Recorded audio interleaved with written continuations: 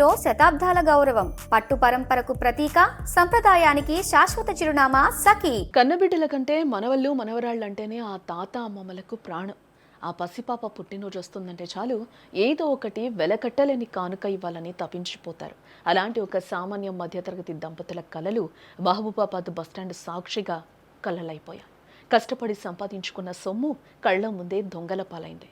ఆ చిన్నారి పుట్టినరోజు వేడుకలో ఇప్పుడు నవ్వులకు బదులు కన్నీళ్లు కనిపిస్తున్నాయి. అక్కడ మరిపేడ మండలం ఎల్లంపేట గ్రామానికి చెందిన గండి శోభన్ మంజుల దంపతులు జీవితాంతం కష్టపడితే తప్ప ఇంత బంగారం కొనలేమని వారికి తెలుసు.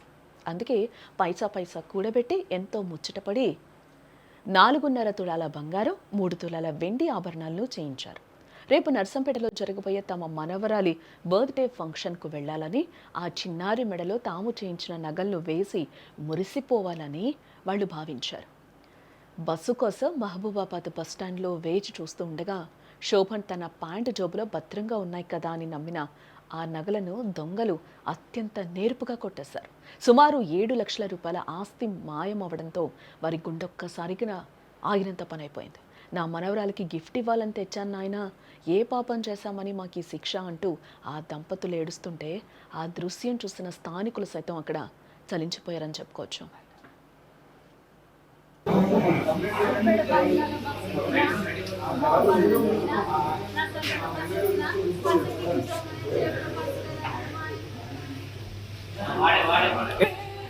ఎవరి ఫంక్షన్ ఉంది?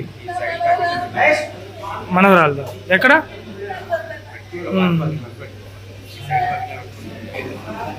ఎన్ని గంటలకి ఎక్కిలు బస్సు మీరు? 4 గంటలకి ఎక్కి.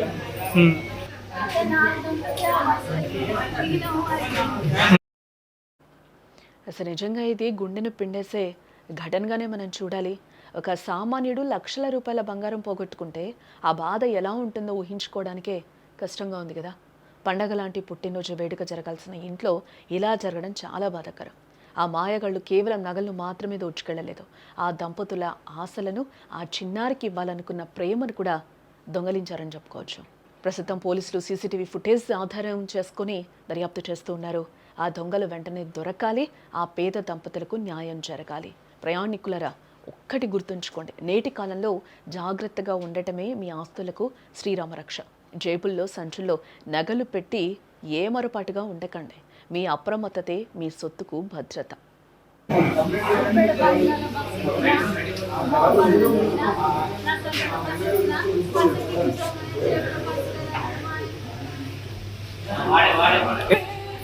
ఎవరి ఫంక్షన్ ఉంది? మనవరాలదా? ఎక్కడ?